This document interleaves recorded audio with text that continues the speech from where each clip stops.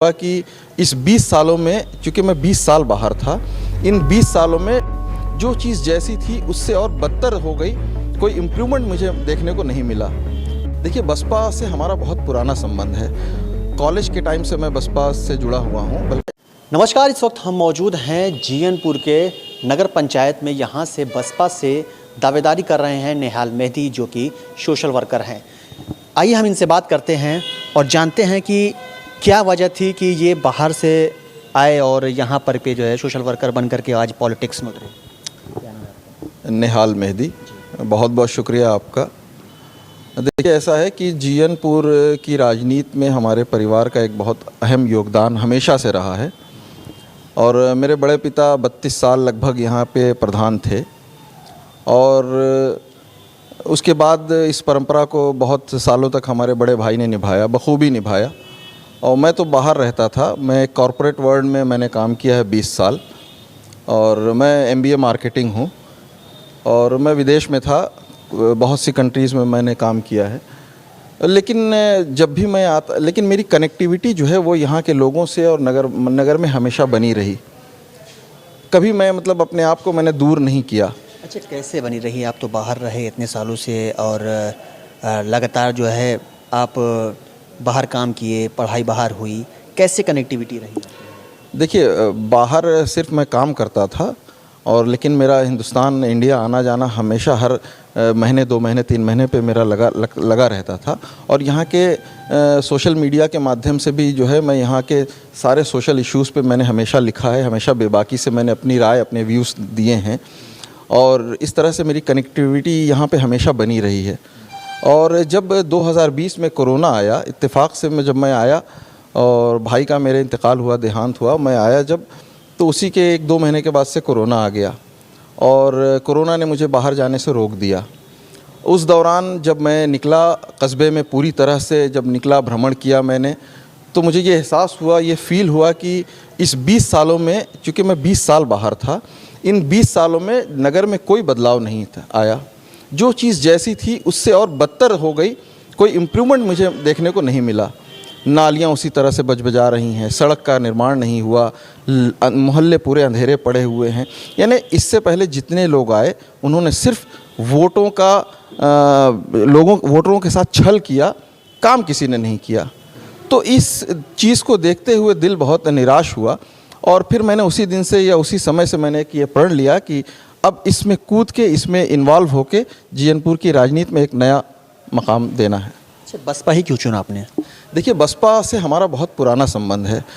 College के time से मैं बसपा से जुड़ा हुआ हूँ। बल्कि मेरे बड़े भाई थे 1992-93 में जब बसपा यहाँ से जब चुनाव लड़ी थी, बरखुराम वर्मा यहाँ के विधायक हुआ करते थे, तो उसी समय से हम लोग बसपा से के साथ जुड़े हुए हैं और ये कहें कि लगभग 26-27 साल से हम लोग बसपा के साथ हैं और उसी को हम आगे बढ़ा रहे हैं और बसपा के एक सिपाही बन के एक काम करना चाह रहे हैं। अच्छा, बसपा आपने ज्वाइन किया तो वो राजनीति और थी, जो मौजूदा राजनीति है वो और है। इन सब को देखते हुए क्या लगता है?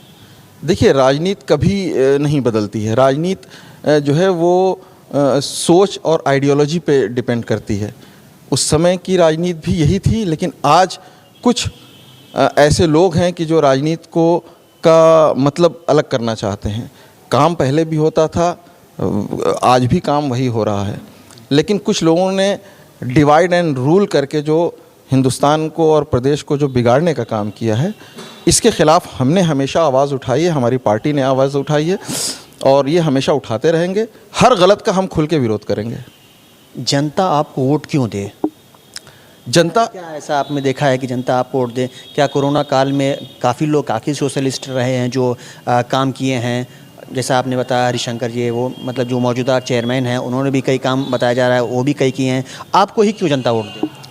देखिए, मेन मसला ये है कि जितने भी प्रत्याशी हैं मौजूदा जीयनपुर में चुनाव लड़ने की दावेदारी कर रहे हैं, कहीं ना कहीं इनको जनता ने एक बार मौका दिया है और इनके घराने से चेयरमैनी हो चुकी है 5 साल के कार्यकाल।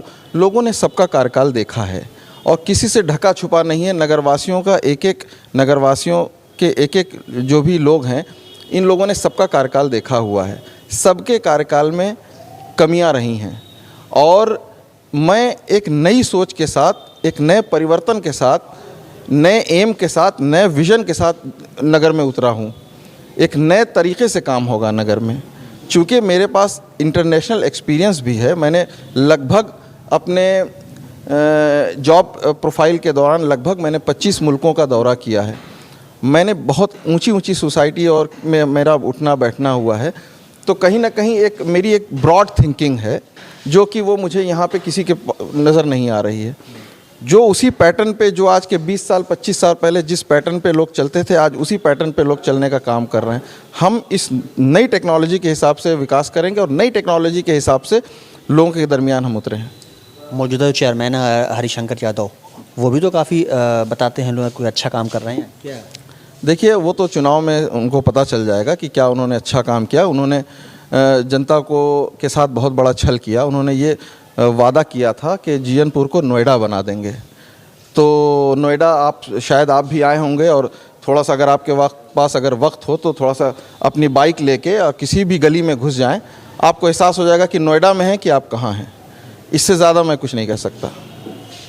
मतलब ये कहना है कि वो विकास नहीं किया? बिल्कुल, विकास ज़ीरो हुआ है। जनता के साथ छल हुआ है, भ्रष्टाचार बहुत बड़े बड़े जीयनपुर में हुए हैं, जिसको हम उजागर करने का काम करेंगे।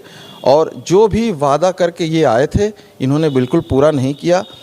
जो सरकार से जो भी पैसा आया, इसका इन्होंने बंदरबाट किया। किसी भी ऐसे काम में नहीं लगाया जिस चीज़ की आवश्यकता थी। इन्होंने एक गेट अपने मोहल्ले में बनाया, उस गेट में इन्होंने लाखों रुपया फूंक दिया। उस गेट की, उस स्वागत द्वार की कोई ज़रूरत नहीं थी। मेरा मानना है, मैंने हमेशा उसका विरोध किया कि उस स्वागत द्वार में जो भी 10 लाख 15 लाख 20 लाख इन्होंने लगाया, उसके बदले ये बहुत अन्य जो ज़रूरी काम थे, नाली, पटिया, सड़क, खड़ंजा, लाइट, ये उसमें लगा सकते थे। जो बुनियादी मसले हैं, जो बेसिक एम्यूनिटीज़ है, जो बेसिक चीज़ें हैं जिससे लोगों के रोज़मर्रा की ज़िंदगी में असर पड़ता है, उस काम में इन्होंने नहीं लगाया। एक स्वागत गेट में इन्होंने अपने दादा के नाम पे एक स्वागत गेट बना दिया, जिसमें सरकारी पैसे का इन्होंने पूरी तरह से दुरुपयोग किया। आप क्या करेंगे जनता के लिए अगर आते हैं? बस एक कीर्तिमान स्थापित होगा। मैं बहुत बड़ी बात मैं नहीं कर रहा हूँ, और मैं सिर्फ कहने से ज़्यादा मैं करने पे बिलीव रखता हूँ। और जनता ने अगर मौका मिला तो एक ऐसा परिवर्तन आएगा, एक कीर्तिमान स्थापित होगा। अच्छा, आपकी जो राजनीति है, मतलब राजनीति में ही आना क्यों आपको अच्छा लगा? क्योंकि आप बहुत बाहर आप जॉब करते थे, एक अच्छी जॉब थी, राजनीति में ही क्यों पसंद आया? देखिए, राजनीति मेरा पेशा नहीं है, ठीक है, और लोगों का पेशा होता रहा होगा। राजनीति मेरा, मैं प्योर एक कॉरपोरेट वर्ल्ड में मैंने काम किया है। चूँकि मैंने जैसे पहले बताया कि मैं MBA मार्केटिंग हूँ, एक मैं बड़ी इंटरनेशनल मल्टीनेशनल कंपनी में मैं जॉब करता था। एक अच्छा पैकेज में विड्रॉ करता था मंथली। लेकिन चूँकि जब मैं यहाँ आया, देखा तो स्थिति मुझे बद से बदतर नज़र आई।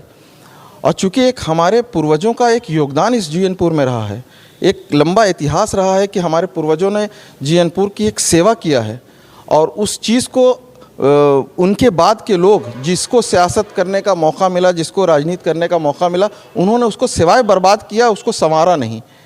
तो ये चीज़ मुझसे देखी नहीं गई।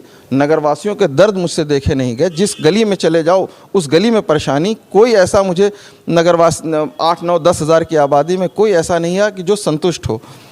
किसी न किसी की कोई ना कोई प्रॉब्लम जो है वो बनी रहती है। तो इस चीज़ को मैंने देखा, फील किया, अंदर से फील किया कि नहीं, यहाँ पर रुक के कुछ करने की ज़रूरत है। अपनी ज़िंदगी तो मैंने जी लिया, 20 कंट्री 25 कंट्री घूम लिया, अच्छे पैकेज विड्रॉ कर लिए, अच्छे स्कूल में बच्चे पढ़ रहे हैं। काश कि एक मौका मुझे ऐसा मिला कि मैं अपनी आवाम के लिए कुछ करूं, और अपने आवाम के लिए कुछ एक ऐसा कर दूं कि लोग सालों तक याद रखें।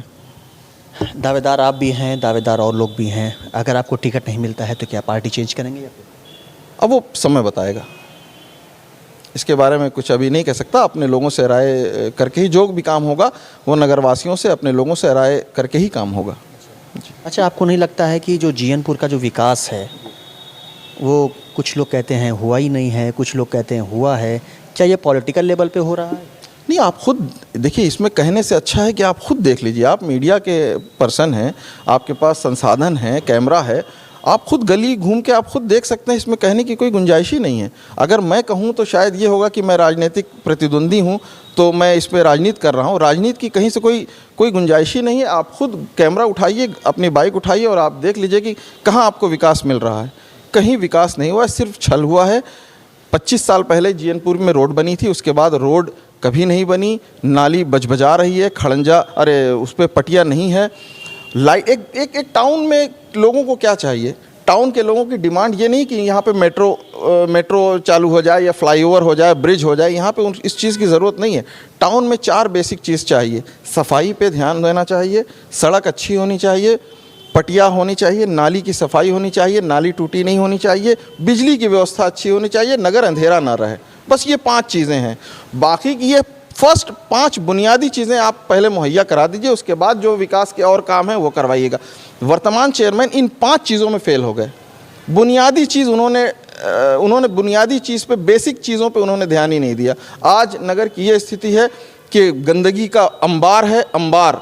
आप मेरे साथ अगर समय निकालिए, कभी मैं आपको विज़िट कराऊंगा, नगर के कस्बे के अंदर जाइए, आप चल नहीं सकते हैं, इतनी गंदगी है। तो कहीं ना कहीं ये देखा जा रहा है कि बेसिक मुद्दों पे उन्होंने ध्यान नहीं दिया है और सिर्फ जो सरकारी पैसा आया उसका बंदरबाट किया उन्होंने। गंदगी तो चेयरमैन तो साफ़ करेगा नहीं, चेयरमैन तो मतलब ऑर्डर ही देता है कि नहीं आप साफ़ करवा दी, तो वो कर्मचारी आते हैं कर देते हैं, उसके बाद हो सकता हो कोई गंदगी करता है। ऐसे देखिए ऐसा है कि चेयरमैन के पास सारे संसाधन हैं, ठीक है, चेयरमैन है जनता के सेवक, और ये कह के बच जाना कि वो चेयरमैन की जिम्मेदारी नहीं होगी, ऐसा बिल्कुल गलत होगा। ठीक है, वो जीएनपुर के मुखिया हैं, मुखिया को हर चारों तरफ नज़र बना के रखनी है कि कहाँ है कहाँ नहीं, क्या गलत हो रहा है क्या सही हो रहा है। ठीक है, तो कर्मचारी जिम्मेदार है, कर्मचारी रिस्पॉन्सिबल है सफाई करने का, लेकिन अकाउंटेबिलिटी चेयरमैन की होती है। ठीक है, उनकी जिम्मेदारी, आप ये कह सकते हैं कि सफाई कर्मियों की रिस्पॉन्सिबिलिटी है, लेकिन अकाउंटेबिलिटी हमेशा चेयरमैन की बनेगी। शुक्रिया। ये से हमारे साथ निहाल मादी, जो कि बसपा से दावेदारी के चेयरमैन है नगर पंचायत जीएनपुर से। हमारे साथ बने रहिए, देखते रहिए टुडे न्यूज़।